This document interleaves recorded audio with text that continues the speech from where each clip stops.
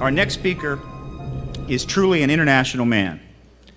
He was born in New York City, the son of a Chilean diplomat and United Nations official. He studied French languages and civilization at the Sorbonne in Paris in 1970. Journalism at the University of Chile in Santiago in 1972 to 73. The communications theory at the Catholic University in Santiago in 74. He is fluent in Spanish, French, and English. Antonio Huneeus is a Chilean-American science journalist and researcher of extraterrestrial-related phenomena. His science journalism emphasized space-related issues and the environment. He was science editor for the weekly magazine Que Pasa in Santiago, Chile in the 1970s and wrote a weekly science column in the 1980s for the New York City Tribune and the Hispanic New York daily Noticias del Mundo. When Lawrence Rockefeller commissioned Marie Galbraith and Sandra Wright to assemble the best evidence for UFOs to send to members of Congress and VIPs worldwide in the mid-90s, Huneeus was one of the co-authors with Don Berliner and Ms. Galbraith, and this report was published under the title of UFO Briefing Document, The Best Available Evidence. Antonio's work as journalist, investigator, and lecturer now spans 30 years. His articles have appeared in a variety of newspapers, magazines, and journals in the Americas, Europe, and Japan.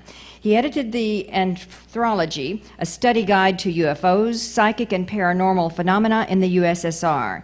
He was also consultant and producer for a laser-active disc in Japan entitled UFO and ET. He was author of the 1998 and 1999 UFO Calendar, one of several essayists in the Book of Heaven and Earth, edited by Zechariah Sitchin, and commentator for the DVD Ultimate UFO, The Complete Evidence. He's lectured at dozens of conferences in the Americas, Europe, and Asia, and he's received the Ufologist of the Year Award at the National UFO Conference in Miami Beach in 1990, the 1991 Annual Award of the New York Fortean Society, and the Coleman S. von Kavitsky Medal, international category, which was awarded by UFO Magazine in Budapest, Hungary in 2000. He served for many years as international coordinator for the Mutual UFO Network. Please welcome Antonio Huneeus to X Conference 2007.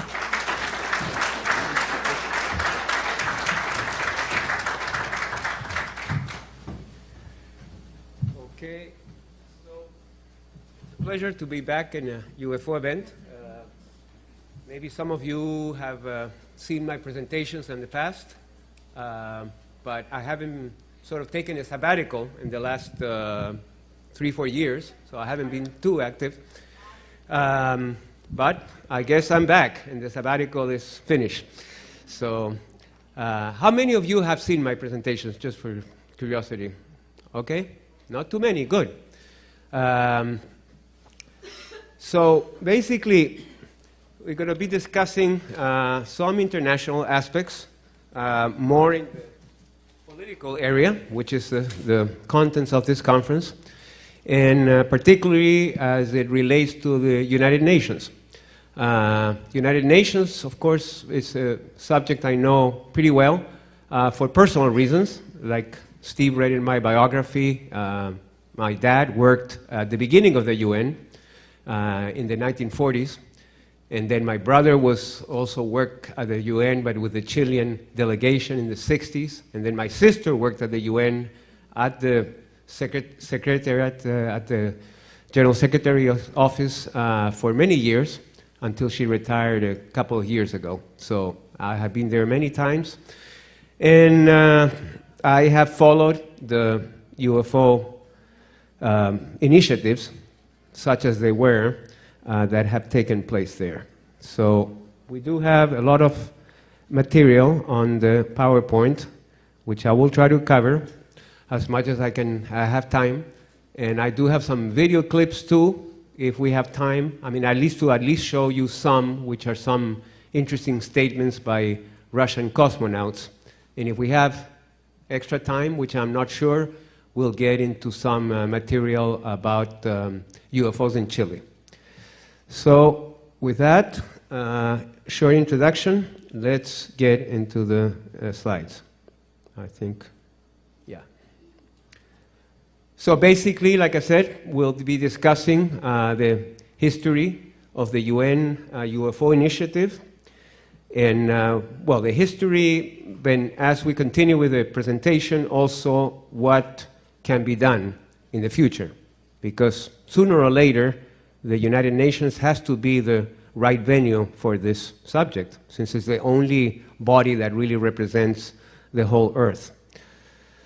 And then we'll cover briefly some of the official efforts, France, Italy, Chile, and other countries. No, the other way. Okay. Even though I will be covering modern aspects of the UFO phenomenon, I wanted to just show one slide to show that the subject is really not new. Has been around perhaps for thousands of years. And in one project I worked in the last few years was to document a lot of the historical paintings and manuscripts, medieval illuminations, and so on, that depicted UFO-like imagery. And so here you have one sample, a painting by a Flemish painter called Gelder from around 1711 or 1713, called The Baptism of Christ. And you can really clearly see the disc-like object. UFOs, regardless of what interpretations people give them, there's one thing that can be said for sure, and that is that they're a global phenomenon. They're experienced all over the world, regardless of the political systems, the cultural attitudes, the governmental attitudes, the media, etc. They are seen everywhere in the world. We'll see just a couple of examples to make this point. Beautiful picture from Lake Nahuelhuapi in Argentina. And this is another photograph taken in Austria in the 1970s. Classical flying disc shape. And China, a famous photo, very old one, taken in the period of World War II, in the upper part, and an artist's rendition of a sighting also in China in 1974. So it's, like I said, experienced everywhere in the world. Well, so we'll start briefly with the history of the UN initiative. And basically, the UN initiative was due to one country. Before we get into that, let's, if you consult the Encyclopedia of the United Nations and international agreements from 1985, you will see a definition of the term UFO. It's right there. Unidentified flying object, an international term introduced in the 1960s for so-called flying saucers. The UN General Assembly on December 13, 1977, reached the consensus that a Grenada item, establishment of a UN agency for undertaking, coordinating, and disseminating the results of research into unidentified flying objects and related phenomena, be transmitted to the UN member states and to the specified agencies so that they might communicate their views to the Secretary General. So that is the official definition of UFO by the United Nations, because this is an official document, this encyclopedia. Okay, basically, like I was saying, the initiative of the United Nations was due to one country, the small island of Grenada, which is in the Caribbean. It used to be a British colony, very small, both in size and population. I think it has something like 100,000 people altogether. Most of you may remember, and that's probably when most of the American public became aware even of the existence of Grenada, is when President Reagan ordered the invasion of this country. That was in 1983. But in the 1970s, it had become independent and from Britain, as I said. And the first prime minister was this man, Sir Eric Gairy. He passed away, I believe, in 1999. He was probably ahead of his time because he was truly convinced of the importance of the UFO subject. And he was determined to do something about it. He began his efforts by bringing the subject to the Organization of American States, the OAS. That was around 1975. The Latin American countries, which at that time they were mostly military dictatorships, and they were all involved in the struggle against communism and so on, basically didn't give him the time of the day. That motion went nowhere. So then he decided to take it to the United Nations. And eventually he got it going there for the simple reason that Grenada was a full member state and he was a head of state. As you know, in September you have the General Assembly, and all the heads of states have a tribune to speak, whether you're a big power, small power, doesn't matter. In the Security Council it's different. You have the permanent members and a restricted number of countries. But in the General Assembly, everybody is represented, and any head of states can talk about whatever he pleases. So Gary decided to bring the UFO subject. Previously, he had consulted with a number of experts on the matter, including Dr. Hynek, the late J. Allen Hynek, and Jacques Vallée, Gordon Cooper, whom you see right there on one of the corners, and also Coleman von Kavinsky was also involved in this initiative. He was a very colorful character, a Hungarian colonel. He was one of my mentors, and that's how another reason I became very familiar with this whole initiative.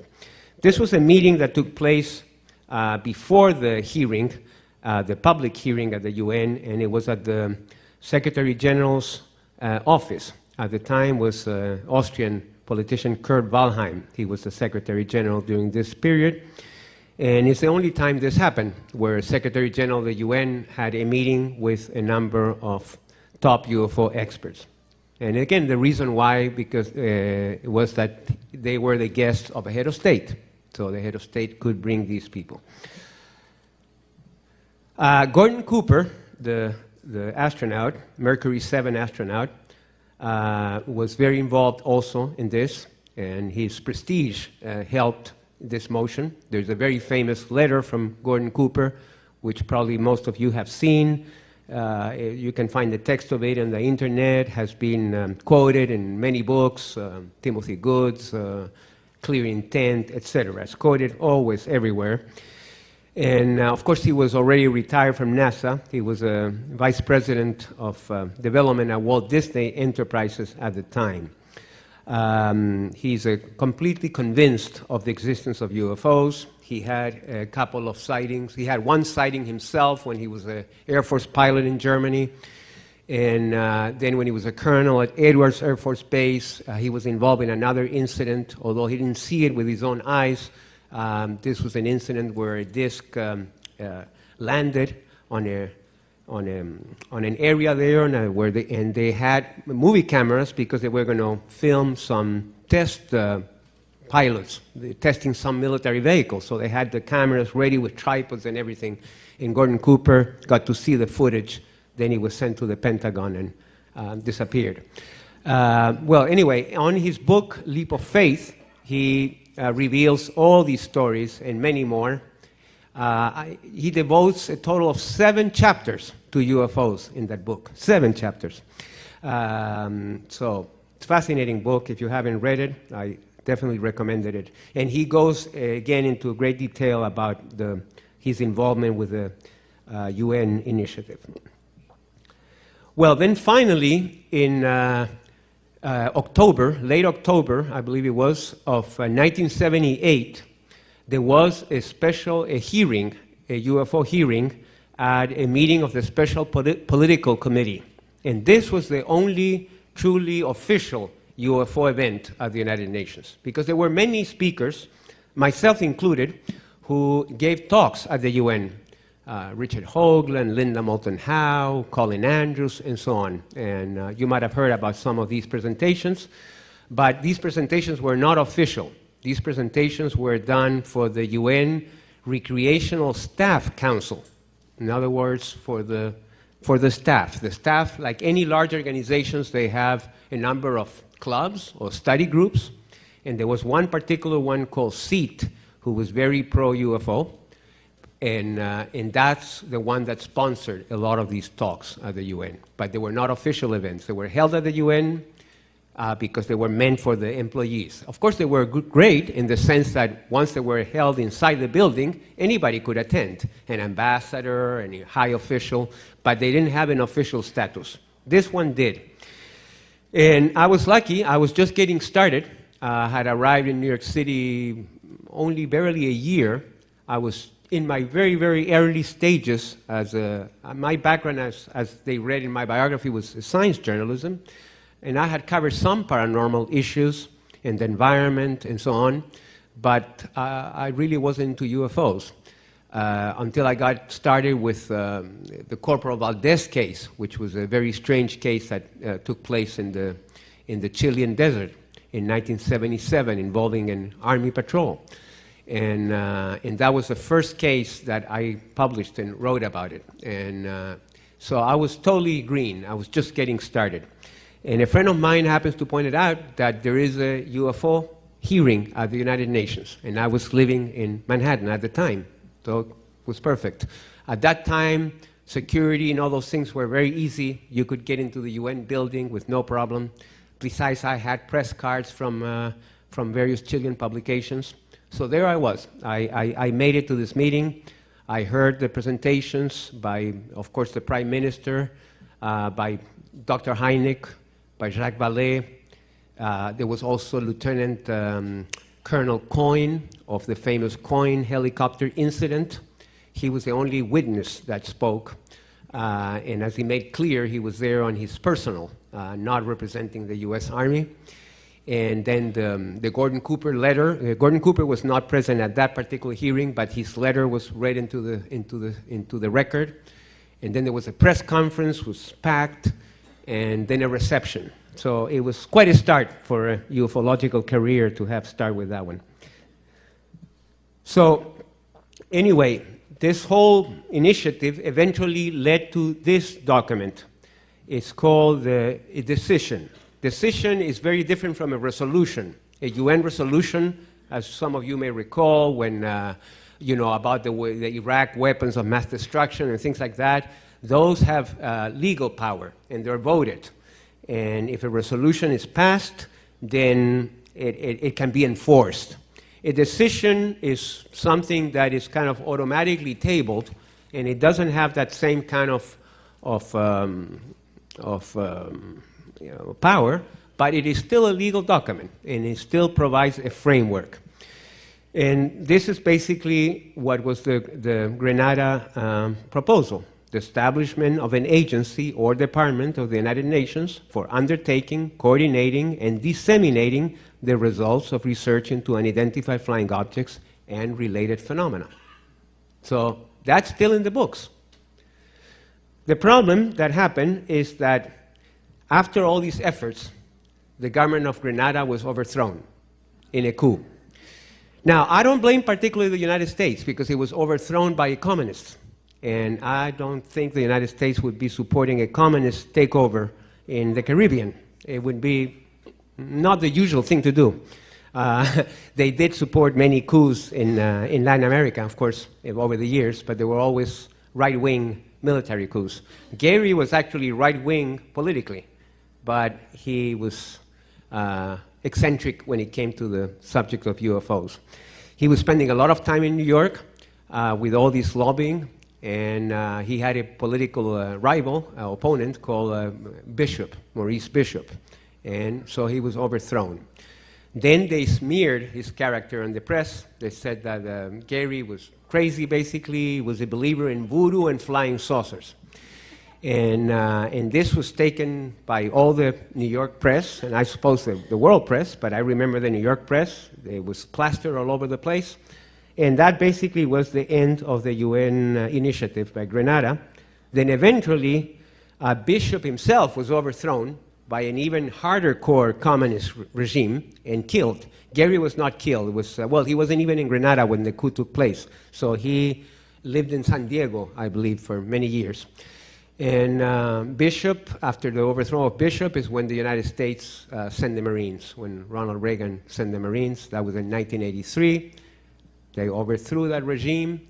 Gary was eventually allowed to come back, but as a private citizen. And that was the end of the UFO initiative. Now, the problem is that in order to get something going at the UN, it has to be done by a member nation. This was explained many times, for instance, by Coleman and Kavinsky, who used to send letters and memorandums to the Secretary Generals and to the various officials, lobbying for a UN involvement in the issue. And basically the answer was always the same. Even if the Secretary General is favorable, predisposed, likes the issue, believes in it, whatever, he cannot do anything. He doesn't have the way the UN is structured. He's only an administrator. It's the member nations that decide what is to take place. So unless we get a member nation to bring the issue again and to basically take it over from where it was left from that decision, then nothing will happen. In 1998, we had the hope that this would be the case.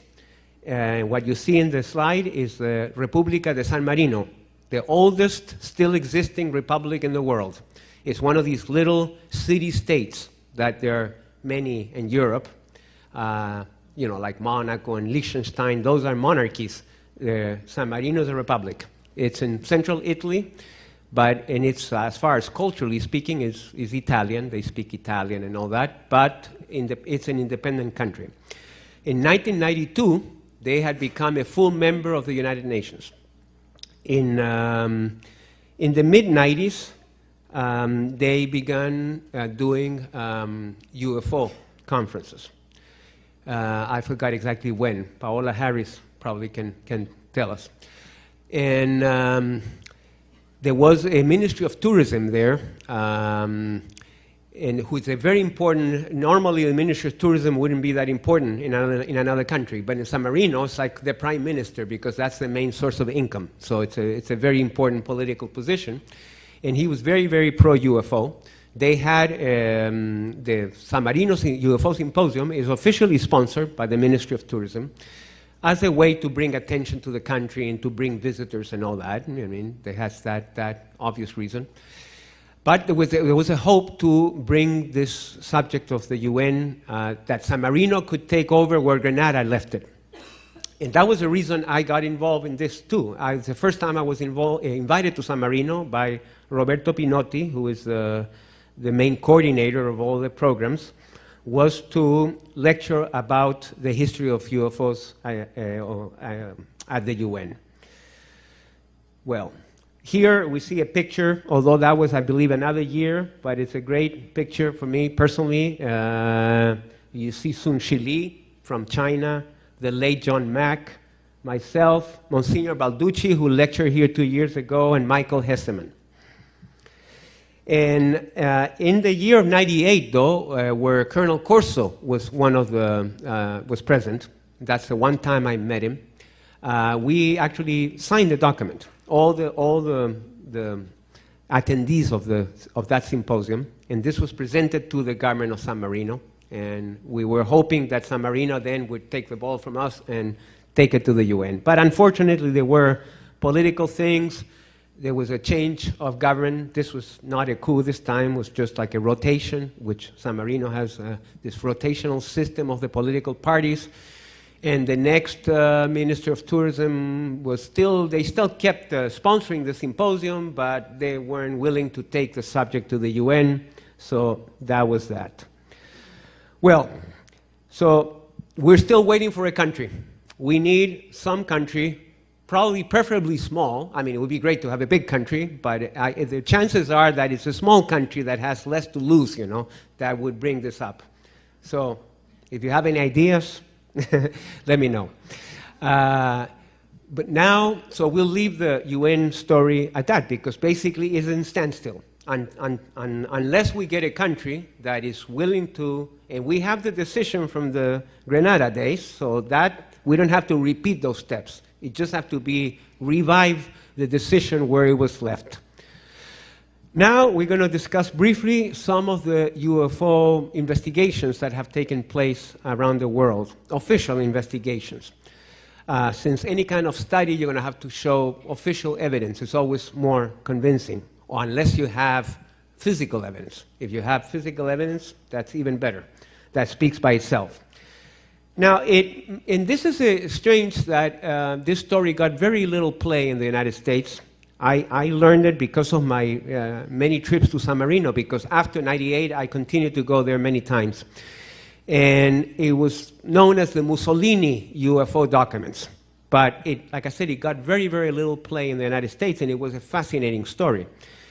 And the story basically was that in the 1930s, there was a number of sightings in Italy. And this precedes any other investigation. Even the Foo Fighters of World War II, that you have to wait for World War II. There were, of course, sightings in the past. You have the airship flap in the 1890s in America and so on, but there was no official involvement, just press.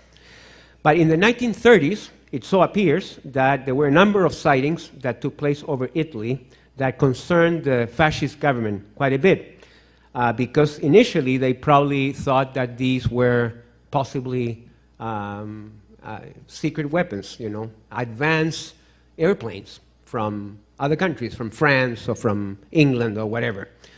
So the Mussolini government took them seriously. Of course, they don't call them UFOs or flying saucers. Those terms would be used later. They used a variety of names. One is unconventional air vehicles. It's just kind of a pretty objective definition when you think about it. And now, let me tell you briefly how these documents came about. There's some similarity to the Majestic 12 type documents in the sense that were not officially declassified by the Italian government, but they were mailed anonymously to researchers in Italy. But there was a key difference to the Majestic 12. These were not copies. The Majestic 12, if you remember, were always photographs of documents, which means you cannot conduct forensic analysis of the document itself. You can analyze the contents or whatever, but you cannot do a chemical analysis of the paper, the ink, and so on. The difference with these documents is that these were the original copies. So, and these were sent to the CUN, the Centro Ufologico Nazionale, National UFO Center, which is run by Pinotti, who is the coordinator for the San Marino symposiums. He also learned the lessons from some of the mess that has happened with the American documents, and he kept it very quiet until the investigation was completed. No premature announcement and things like that. He then contacted a forensic analyst who was attached to the Italian Ministry of Justice, an expert in paper, ink, all these things. And a thorough study was conducted of the documents. This man was not at all interested in UFOs, had no beef in the matter, was neither believed nor disbelieved. That was not his field. He was strictly hired to do a forensic analysis of the documents, look at the paper, look at the ink, and also look at the contents, if the lexicon conformed to the type of language of the Italian fascist bureaucracy of the 1930s. Well, to make the story short, basically the final verdict was that the documents were real. The paper, the ink, was all from the 1930s. The contents were the type of language that had been used at the time, and so on. Well, here you see one of many of these documents. There are not that many altogether. There are probably about, I forgot the exact number, about 30 or something like that, individual pieces of paper. And this is a sighting report. You can see the drawing in the bottom. It was also said in these papers that the Mussolini government, which was very concerned about these documents, had created a secret department to deal with this subject, which is called, it's similar again to Majestic 12, but preceding it by 15 years, called Cabinet RS/33. And the head of this department was none other than Professor Marconi, one of the most famous scientists of the period, and certainly the most famous Italian scientist, inventor of the wireless telegraph and so on. And many other Italian leading scientists were part of this, all of them, of course, deceased now. Well, Italy was a dictatorship at the time, so there was no problem to control the press. They already had control over the press. And, but they still wanted to make sure that if these objects were seen, and we're not talking of crash UFOs, but just sightings, the public had to, you know, this information had to be given to the public so that the public wouldn't start thinking about things. So they would, you know, come up with, well, meteor showers or whatever. So they had all this in place, both the collection of the evidence and the disinformation campaign. So this precedes, as far as I'm concerned, this would definitely be the first official UFO investigation anywhere in the world.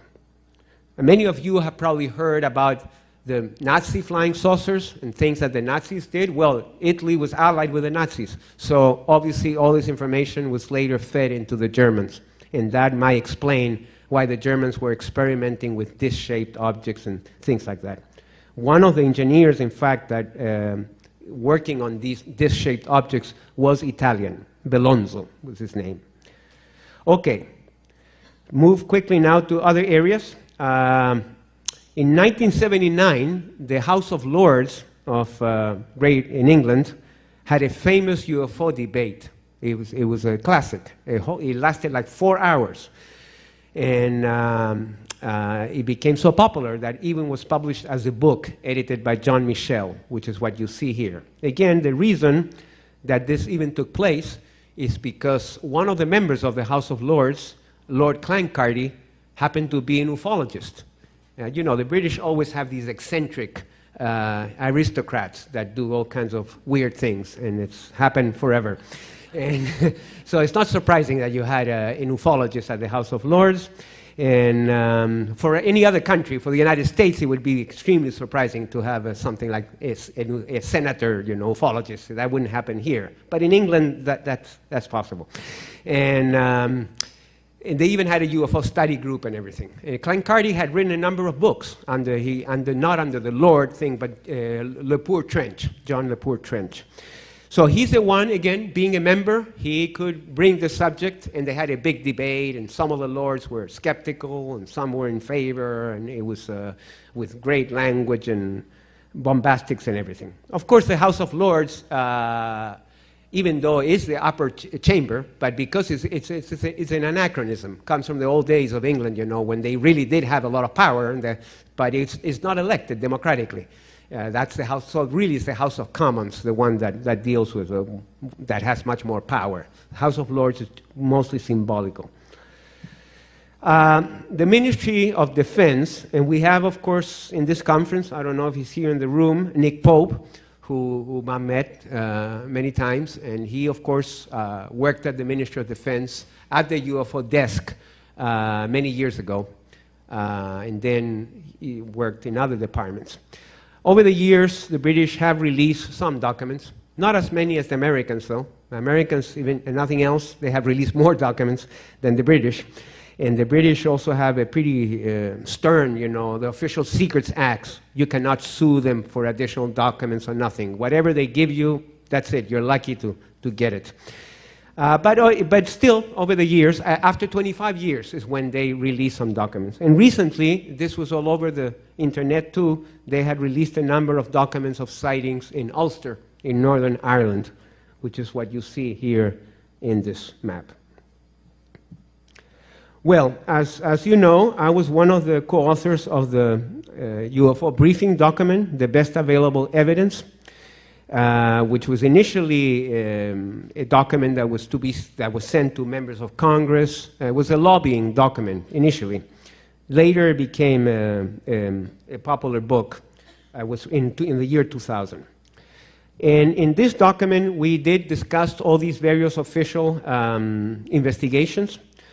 well, not all. We had to be very selective. We couldn't do if you do it with too thick a document, then no congressman would read it. So it had to be pretty short. Well, not that short, but, you know, just the right size.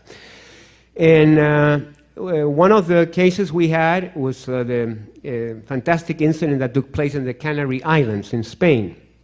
And so this is another country that's had a number of investigations over the years. In the case of Spain, they're run by the Spanish Air Force. But they appoint like a judge advocate man in charge. And then he is in charge of that investigation. And in some cases, they can be quite thorough. They were finally declassified partially beginning in the 90s because the Spanish government did not have like a Freedom of Information Act type law. So they had to pass actually a special law. But what was interesting is they passed the law in 92 for the declassification only of the UFO documents because they didn't want to declassify, you know, probably human rights abuses that had taken place under Franco or whatever. So they restricted it to UFOs. Well, that's what we wanted anyway, so it worked for us. And so this was an incident that was seen all over the islands, and this is one photograph that was taken. It consists basically of two parts. The one part would be the sighting report, and this now is part of the official dossier of documents. And what you see here, this is what was seen by a Navy destroyer of the Spanish Navy called Atrevida. And so this is based on the Navy crew witnesses. And so you see this object that goes from one of the islands, and then this big halo expands. And when the halo reaches its maximum expansion is what you see in the photograph that I just showed. However, in the town of Guia, in the Gran Canary Island, there was a doctor called Dr. Padron who had been asked, had received a patient call. And he was just arriving on a taxi to visit the patient when he saw hovering right above the house of the patient this transparent sphere with two very tall beings. And this is an artist's rendition of what the witnesses saw, both the doctor and the taxi driver. And the patient also got a glimpse because as he came to greet the doctor, you know, she happened to see this briefly. Then this object flew away.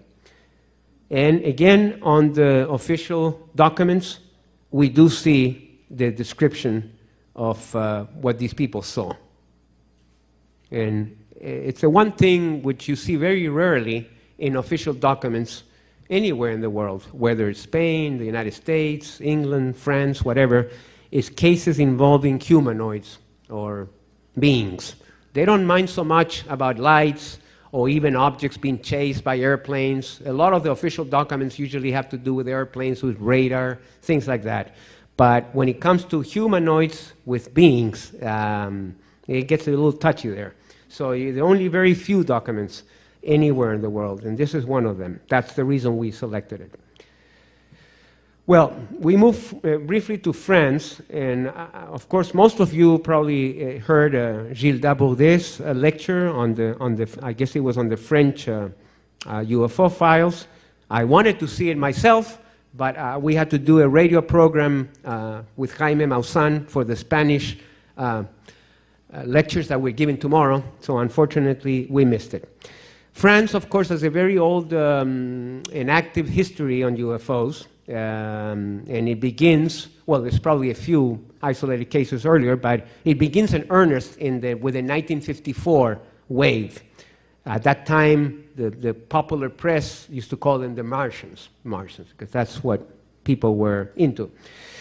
And this is one of the earlier French books dealing with that wave. And there were some military investigations going all the way back to the 50s.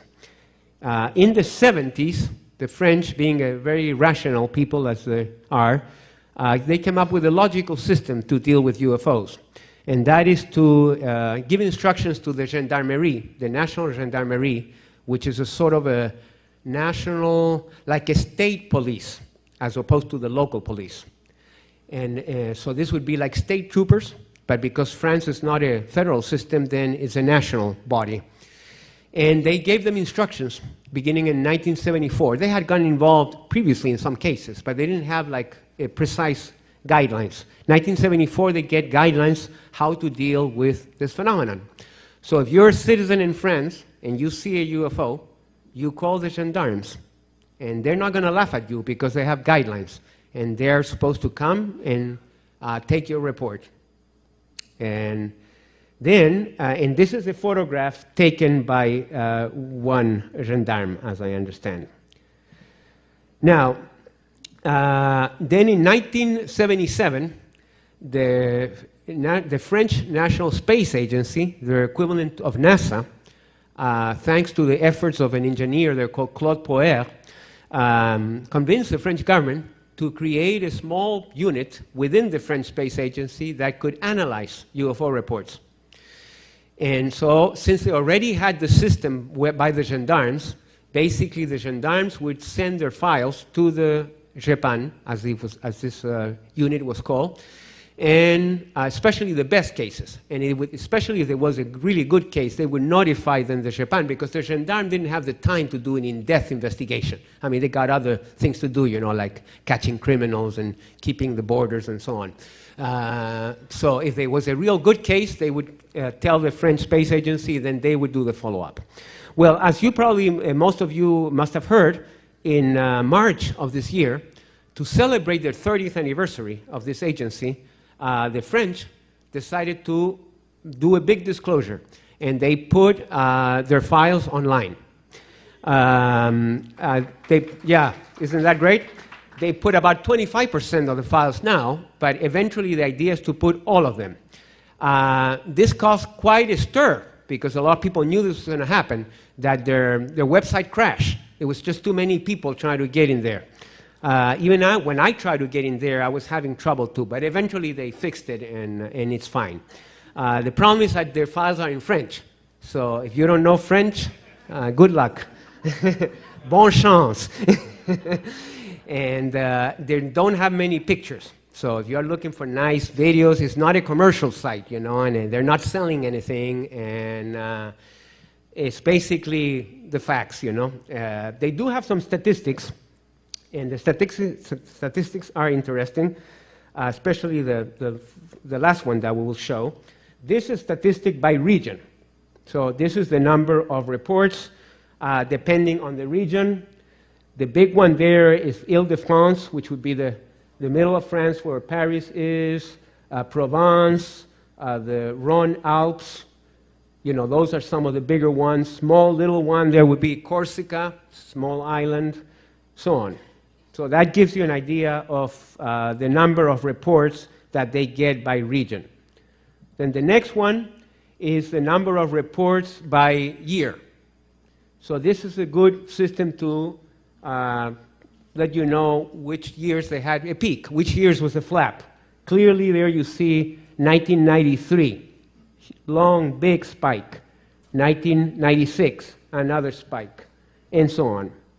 So that is the distribution by year. Now this one is the distribution by classification of observations.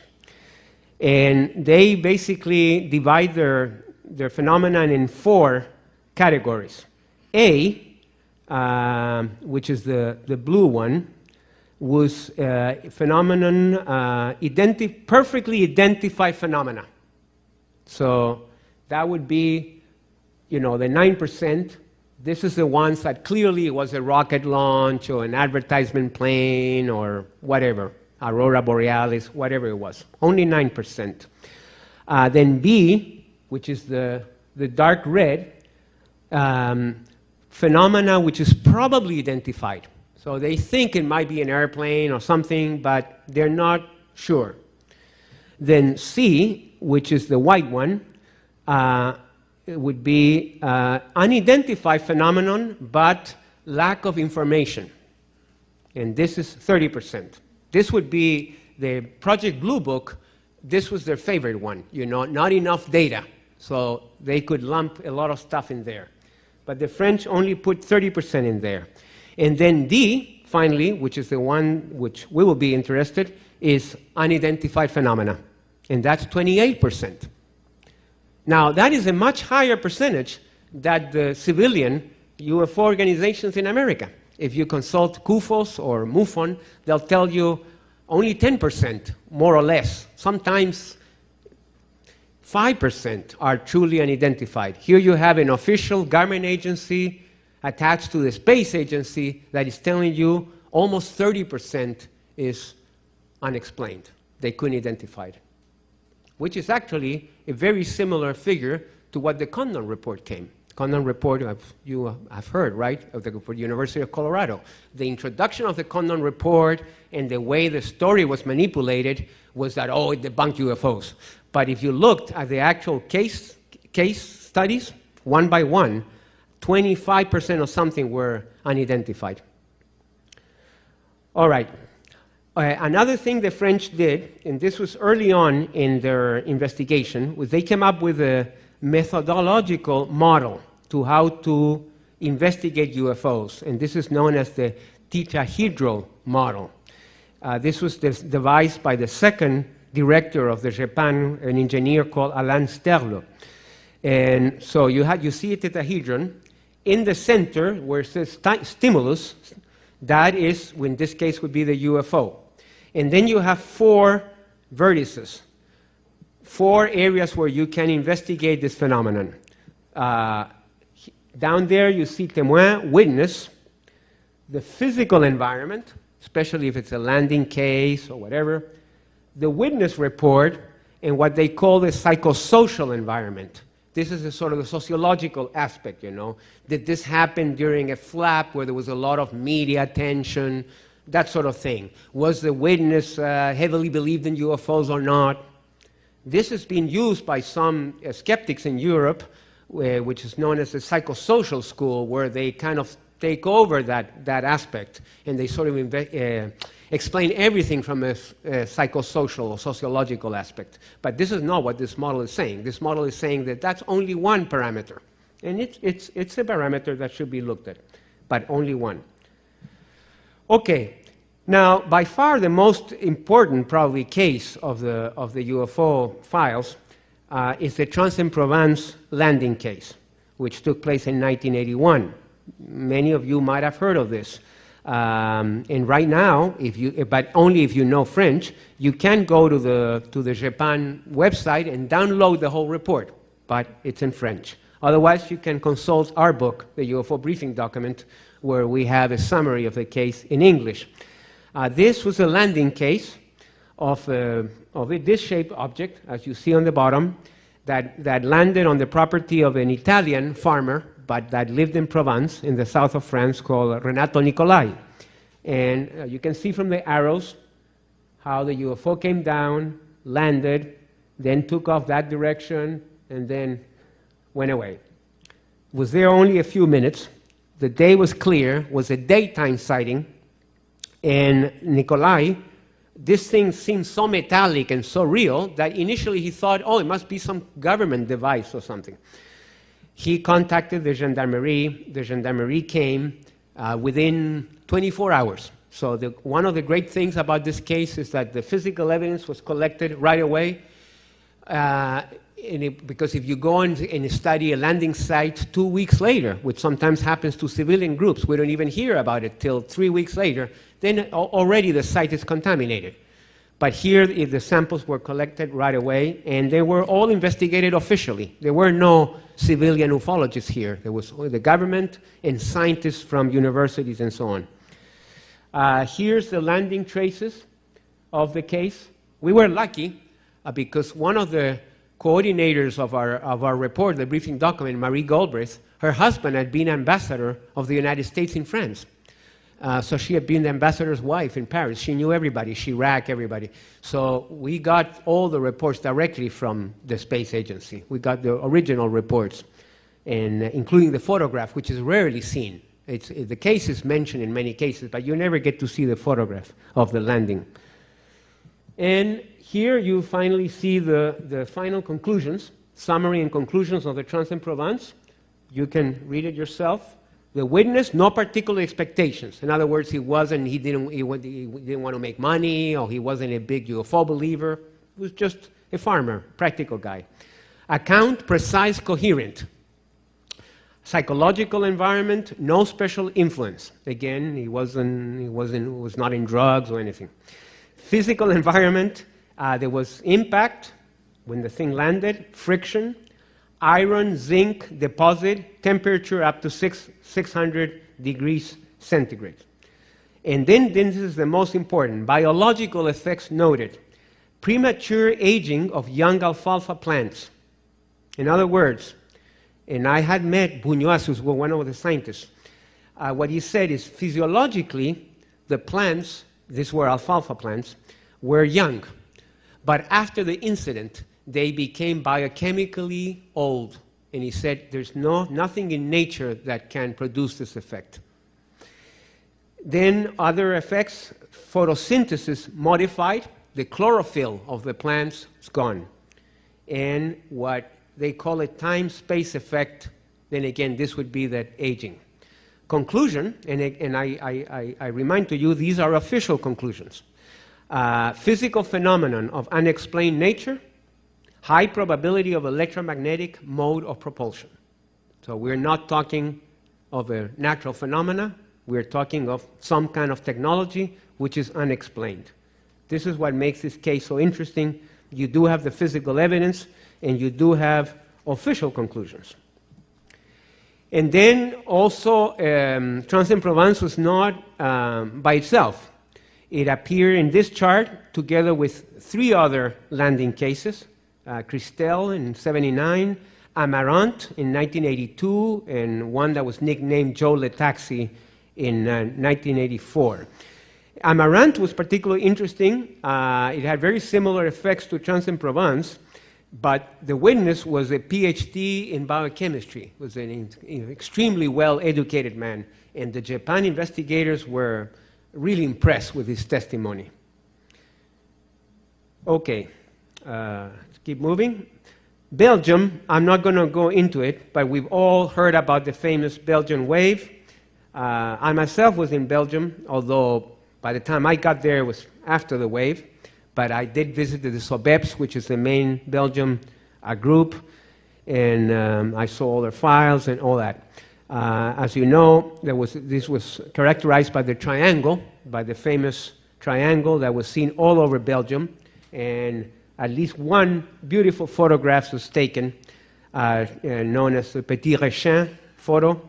The original, this was taken on a slide, and the original slide was analyzed thoroughly, even at the Royal Military Academy, and no sign of trickery was found. And on top, you see some of the computer enhancement. Eventually, the Belgian Air Force, which had not been involved particularly with UFO investigations, this thing was so big and massive, this wave over Belgium, that they had to get involved. But they cooperated with SOBEPS. SOBEPS was a civilian organization, but very well organized, and they had good scientists. So the military had actually got involved with the civilians to help them, because the civilians were professors of physics and things like that, and they were more familiar with the UFO subject. But eventually, by '92 or something, the wave. At one point, we also thought Belgium might be the great country to bring this thing to the UN. But it didn't happen. And also Belgium is too involved with the US because of NATO, and it's right at the center of the European community and all that. It would be difficult. There might have been a small window when the flap happened, but afterwards there would be no chance. Briefly, and I'm not going to go, I'm running out of time, so I'm going to try to race through some of the last cases. We also had the famous Iranian dogfight in our document, which is a very famous case. I'm not going to go into it. This is when happened in 1976, when it still was the time of the Shah, when F-4 Phantom jets were chased to chase a UFO, were scrambled. But what is significant here is the preface to this document, which was at one time a classified and a specialized magazine of the U.S. military, Air Force Electronic Warfare Center, called the MIGI Quarterly. And listen to this introduction. Sometime in his career, each pilot can expect to encounter strange, unusual happenings which will never be adequately or entirely explained by logic or subsequent investigation. Sometime in his career, each pilot is supposed to encounter a UFO. And this is an intelligence Air Force document. So much that, oh, the U.S. military don't believe in UFOs. Don't believe when you hear that. Well, since we're talking about pilots and UFOs, there you have it. It's a photograph. It was given to me in one of my trips to Chile, taken from an airplane window from an aircraft in Chile. In Chile, of course, we do have an official investigation, which got started in 1997, and it is run by the air traffic controllers, by the equivalent of the FAA. It's basically a small department. It's not a big deal in terms of size or budget, but it is official. It's run by Air Force General Bermudez, General Ricardo Bermudez, and it is part of the air traffic controllers department, for the whole civil aviation, which in Chile, as in many countries, Brazil, Mexico, many places, the civilian agency for aircraft, for airlines and stuff, is also part of the Air Force. It's a civilian agency, but under the umbrella of the Air Force. This is a photograph of some kind of military parade ceremony of the Chilean army, and there you see also an object. It was leaked by one of the military people there, member, and given to one of my friends, ufologists in Santiago. And then in the year 2000, we had a symposium, which was extraordinary, and it seemed like the beginning for something big, but unfortunately, like many of these things, it was the beginning, but it stayed in the beginning. It didn't prosper.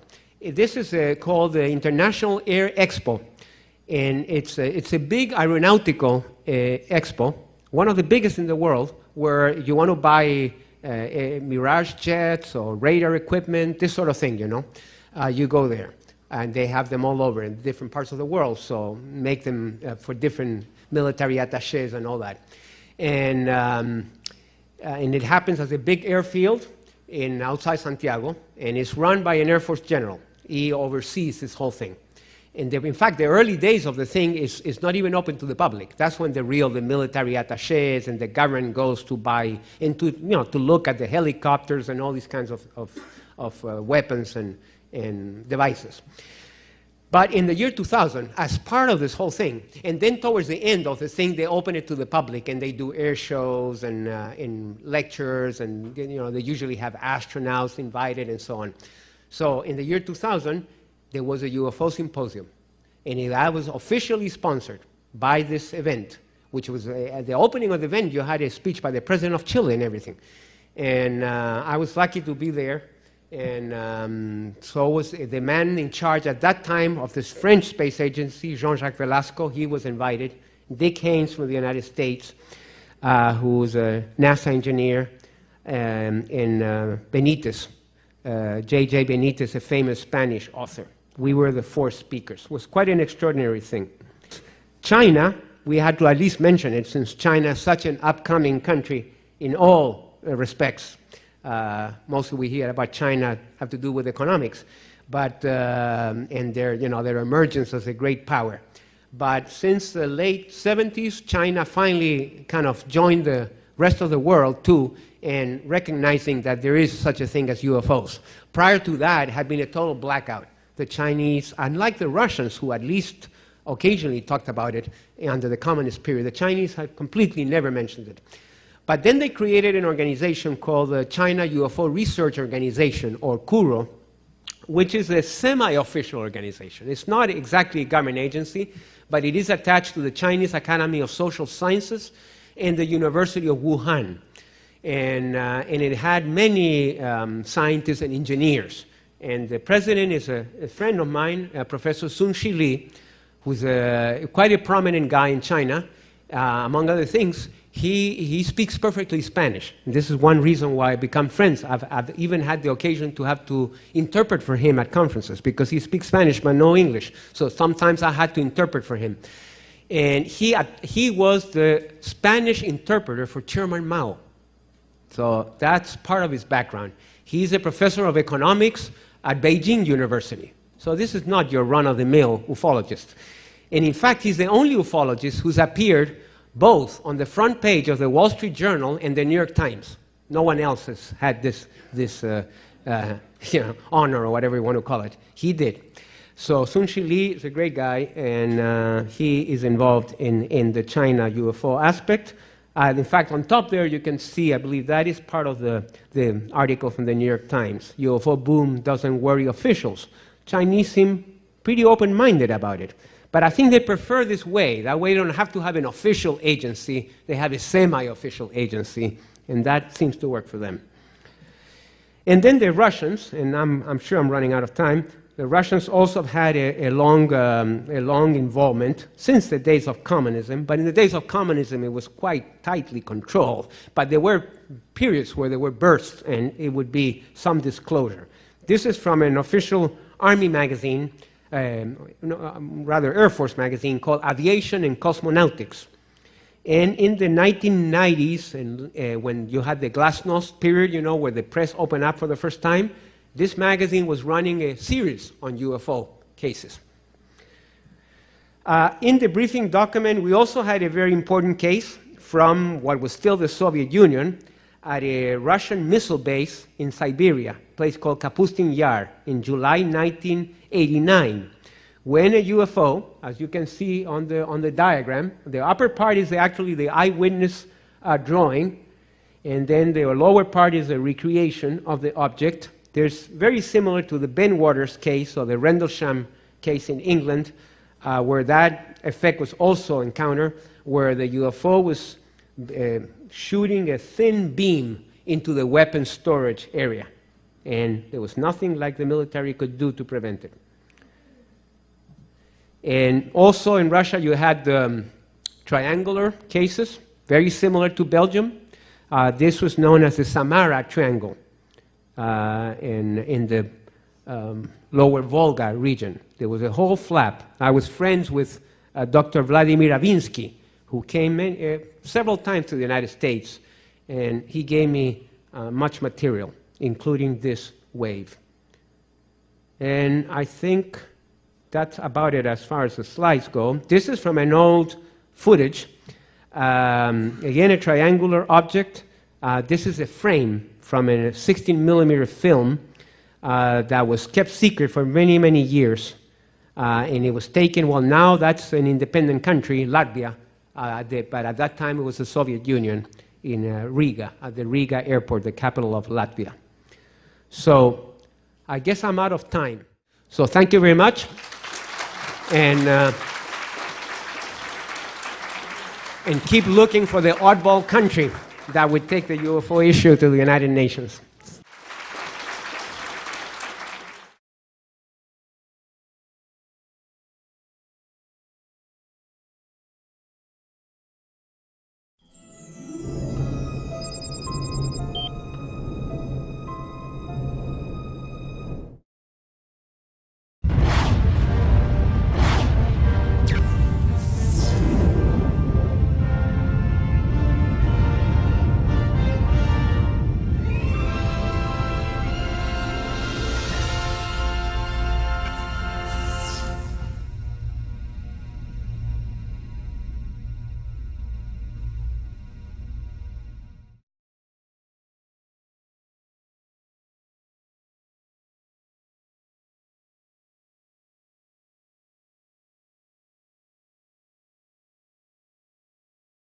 This man, Sir Eric Gairy, he passed away, I believe, in 1999. He was probably ahead of his time because he was truly convinced of the importance of the UFO subject. And he was determined to do something about it. He began his efforts by bringing the subject to the Organization of American States, the OAS. That was around 1975. The Latin American countries, which at that time they were mostly military dictatorships, and they were all involved in the struggle against communism and so on, didn't basically didn't give him the time of the day. That motion went nowhere. So then he decided to take it to the United Nations. And eventually he got it going there for the simple reason that Grenada was a full member state and he was a head of state. As you know, in September you have the General Assembly and all the heads of states have a tribune to speak, whether you're a big power, small power, doesn't matter. In the Security Council is different. You have the permanent members and a restricted number of countries. But in the General Assembly, everybody is represented, and any head of states can talk about whatever he pleases. So Gary decided to bring the UFO subject. Previously, he had consulted with a number of experts on the matter, including Dr. Hynek, the late J. Allen Hynek, and Jacques Vallée, Gordon Cooper, whom you see right there on the one of the corners, and also Coleman von Kavinsky was also involved in this initiative. He was a very colorful character, a Hungarian colonel. He was one of my mentors, and that's how another reason I became very familiar with this whole initiative. This was a meeting that took place before the hearing, the public hearing at the UN, and it was at the Secretary General's office. At the time was Austrian politician Kurt Waldheim. He was the Secretary General during this period. And it's the only time this happened, where Secretary General of the UN had a meeting with a number of top UFO experts. And again, the reason why, because it was that they were the guests of a head of state. So the head of state could bring these people, which are some interesting statements by Russian cosmonauts.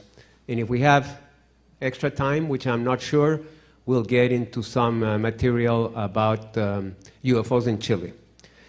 So with that short introduction, let's get into the slides. I think, yeah.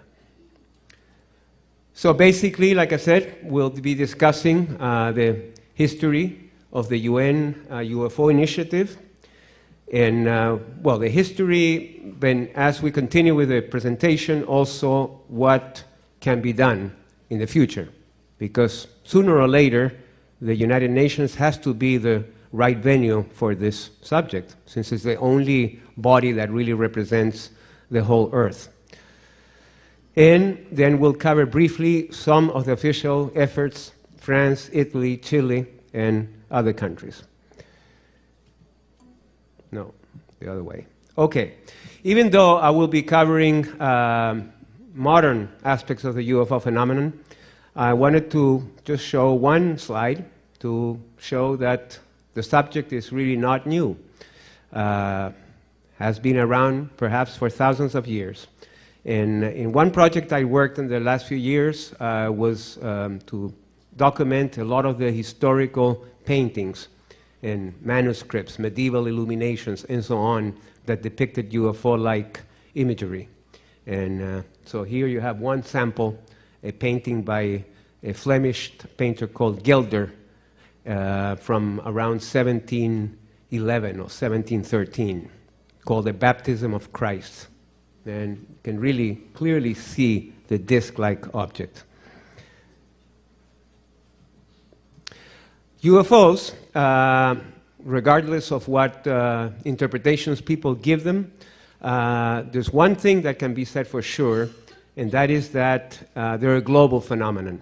They're experienced all over the world, regardless of the political systems, the cultural attitudes, the governmental attitudes, the media, etc. They are seen everywhere in the world.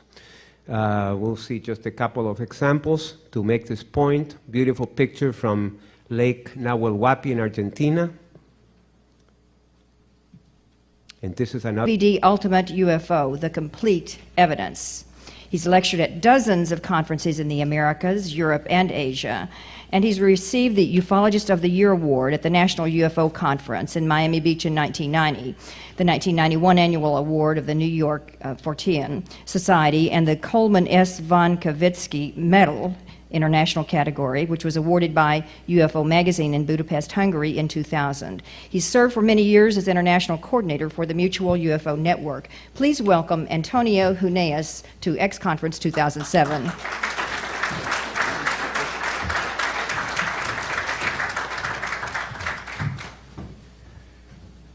Okay, so it's a pleasure to be back in a UFO event. Maybe some of you have seen my presentations in the past, but I haven't sort of taken a sabbatical in the last 3-4 years, so I haven't been too active. But I guess I'm back, and the sabbatical is finished. So how many of you have seen my presentations, just for curiosity? Okay? Not too many, good. So basically, we're going to be discussing some international aspects, more in the political area, which is the contents of this conference, and particularly as it relates to the United Nations. United Nations, of course, is a subject I know pretty well for personal reasons, like Steve read in my biography. My dad worked at the beginning of the UN in the 1940s. And then my brother was also worked at the UN, but with the Chilean delegation in the 60s. And then my sister worked at the UN at the secretariat, at the General Secretary's office for many years until she retired a couple of years ago. So I have been there many times. And I have followed the UFO initiatives, such as they were, that have taken place there. So we do have a lot of material on the PowerPoint, which I will try to cover as much as I have time. And I do have some video clips too, if we have time. I mean, at least show you some.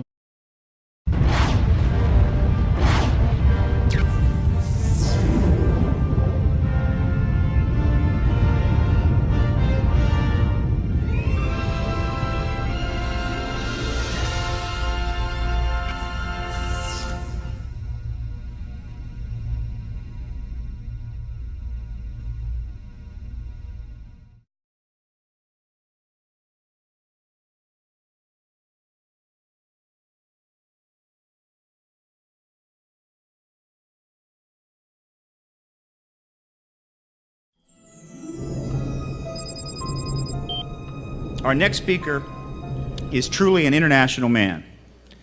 He was born in New York City, the son of a Chilean diplomat and United Nations official. He studied French languages and civilization at the Sorbonne in Paris in 1970. Journalism at the University of Chile in Santiago in 1972 to 73. The communications theory at the Catholic University in Santiago in 74. He is fluent in Spanish, French, and English.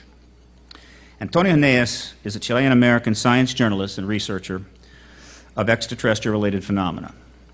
His science journalism emphasized space-related issues and the environment.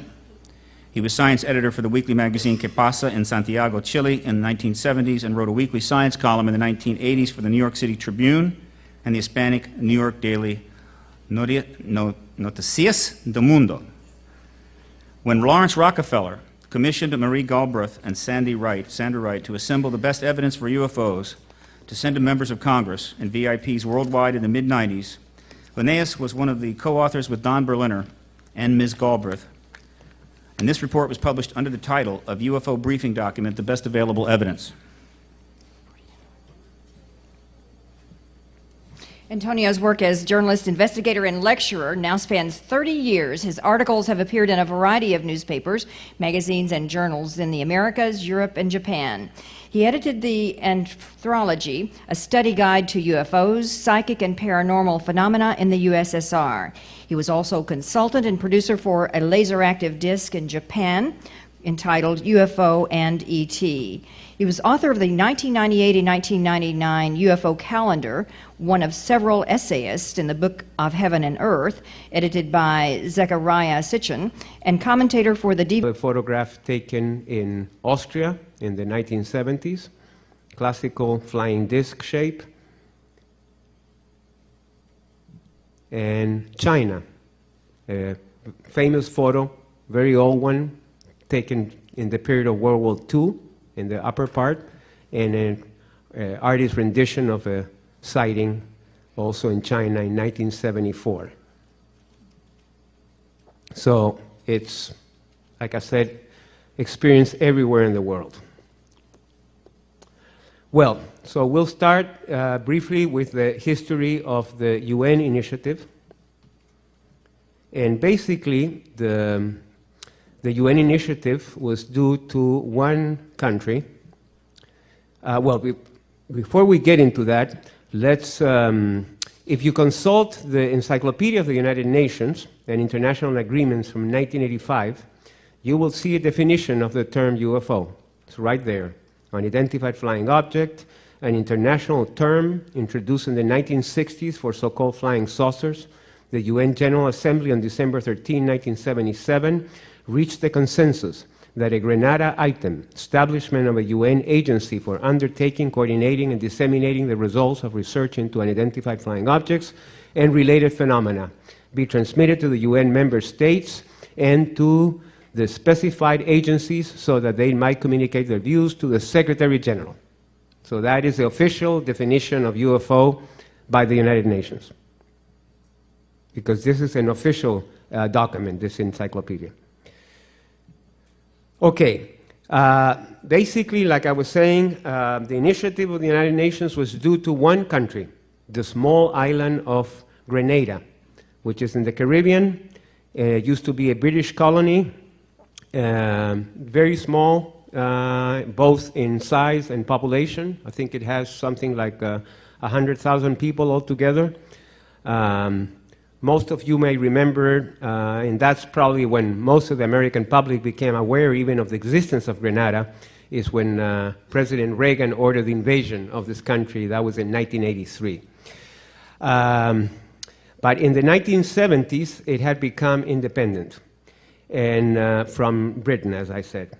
And the first prime minister was